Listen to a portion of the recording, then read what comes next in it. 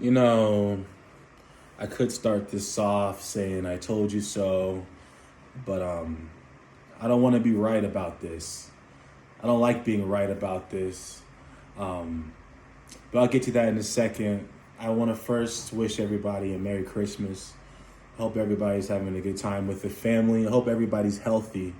I know it seems like the country, maybe even, globally is sick right now. There's like a big sickness going around, and it feels very similar to COVID, but I luckily tested negative for COVID. I wouldn't be shocked if it was a false negative because I feel awful. I feel a lot better than I did last night. I had one of those terrible nights where you wake up every hour and 30 minutes because you feel so, miserable. And I was taking loads of NyQuil. I was taking loads of pain medicine, and nothing was doing anything for me. I tried to drink water and I just puke it up. I tried to drink Powerade so I wouldn't dehydrate and I just puke it up. I can honestly say I've had about 5 chicken wings. Today's Monday, today's Christmas.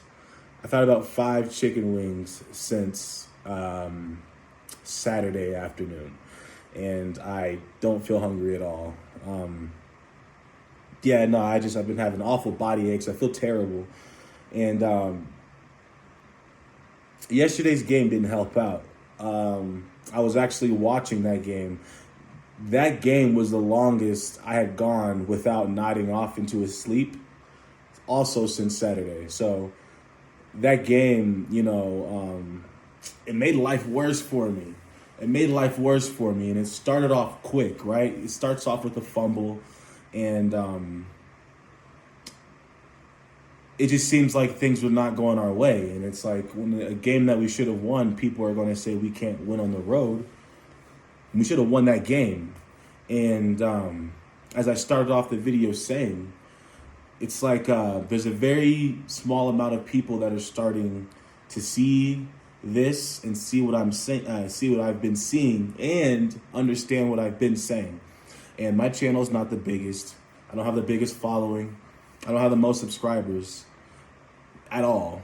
But I can honestly say, right, out of all of the Cowboy content creators that I've seen, I'm pretty confident I've played more football than all of them. I may be far younger, but I've been playing. I'm 26 years old, and this is my first year not playing football since I was 9 years old, 10 years old. I've been playing a lot of football, and I've been watching Dallas ever since I started playing. And it's not that like the caliber of player you are, how long you've been playing gives you like credibility when it comes to a football team. But what I believe being a player does is it gives you a better sense of what's wrong with the team, what can go wrong with the team, and what mistakes will continue to haunt the team the whole season. And I've been beating the table about this since before the season started, back when it was summer still. And I was beating the table saying, I saw my Cowboys go out and have a NFL record penalties in a playoff game. So they have not given me any certainty, any reason to feel comfortable thinking that we won't go out in a big game and have penalties. And I've been saying this. There are the two biggest things that are the Cowboys' rise or downfall. If Dak is playing well versus if he's playing bad. I think that it's been a check mark for playing well. Even last week versus Buffalo, there's just a lot of things that went wrong in that game. He played well enough to win, but that's besides the point. There are things that can go wrong, and Dak playing good versus bad is one of them. But what's even just as important for the Cowboys, given that they lead the league in this category, is penalties. Penalties. We are way too undisciplined. And let me tell you again, this is what is so frustrating about this when it comes to Coach Mike McCarthy. I don't even got to get into his play calling. That 1st and 15, I gave up on that football game when it was 3 minutes left until halftime. We get the ball.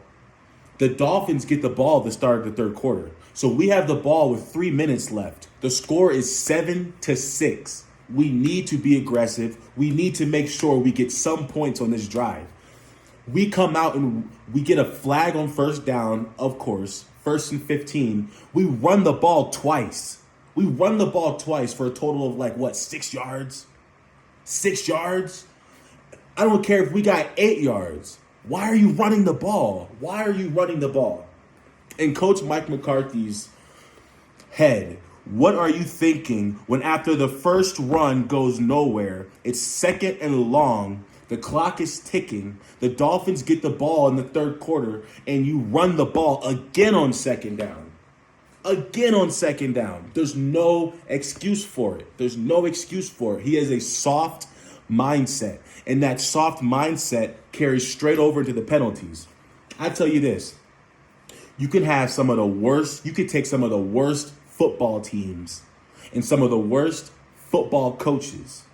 If that coach is any bit of mean, if those players are scared of that coach, they will not be highly penalized. Nobody's perfect. You're going to have some penalties. You're going to have some screw-ups. You're going to be offsides every once in a while. But there's no excuse for everyone going into a game. You know you are the league leader in penalties. I can't imagine any team that I played for. I can't imagine how terrible practice would be if our team was leading the whole league in penalties 14 weeks into the season. Let alone led the league in penalties last year and the year before. Are you kidding me? The whole summer camp would have been penalties, penalties, penalties. And anybody gets a penalty, they got 10 gassers. It would have been a huge deal on any team I've been on. I have never been on a team where the coach would have been okay with us leading the league in penalties. And the Cowboys go out week after week after week and have these boneheaded penalties that are so fixable. You can fix penalties in one practice.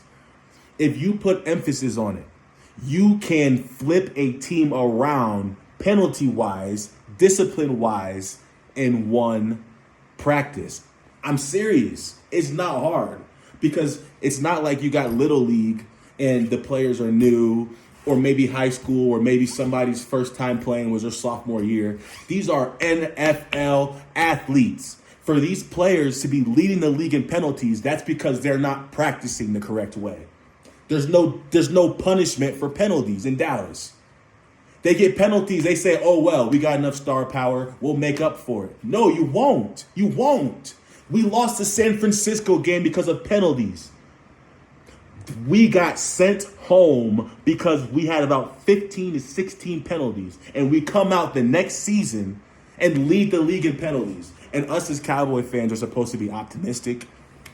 It's not like we're getting overpowered at the line of scrimmage. It's not like we're getting outskilled, outplayed. We're committing penalties. Whether it's killing our drives or extending the opposition's drives. Penalties are ruining us right now. Straight up. That's the only way to explain it.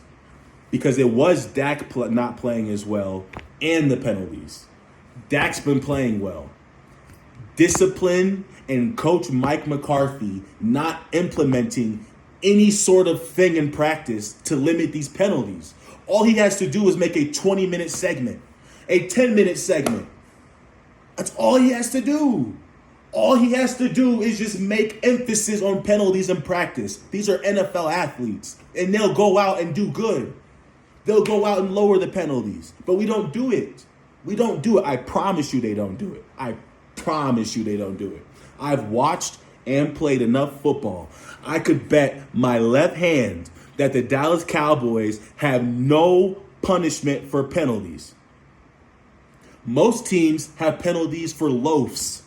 The defensive coordinator will go watch the film and will go watch who's not running their hardest, who didn't switch direction to the ball and accelerate, who didn't haul ass down the field and tackle the ball carrier.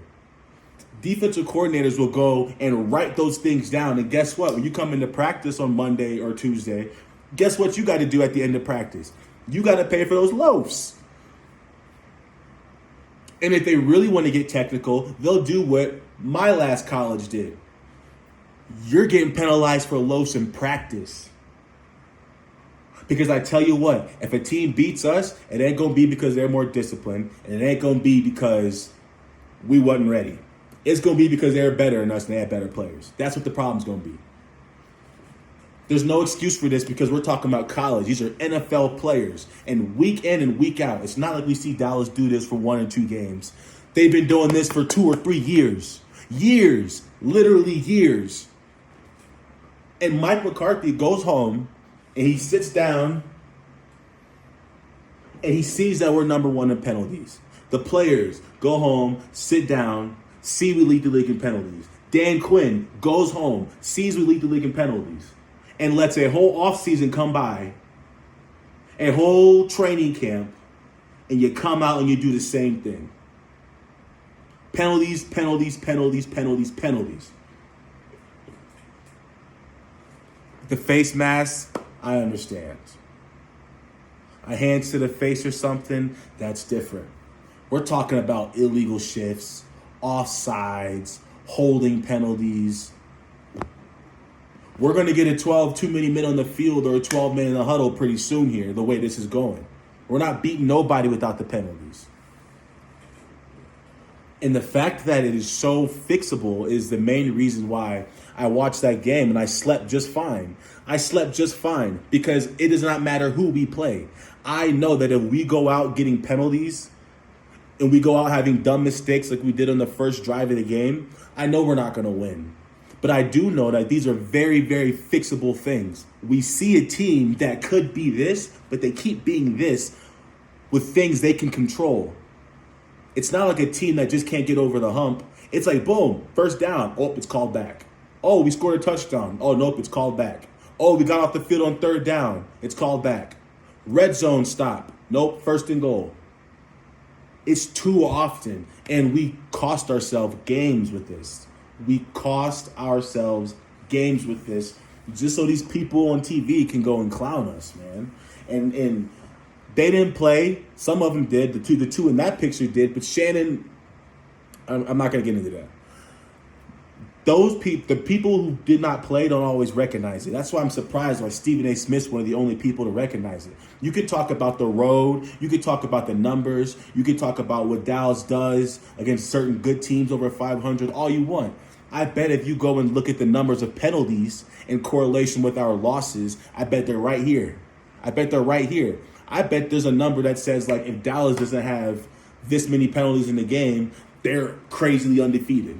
I could go look and figure it out, but I might because I'm actually curious to know. I'd be willing to bet that if Dallas doesn't get at least 5 penalties, I bet that we are at least, well, how many times have we done that?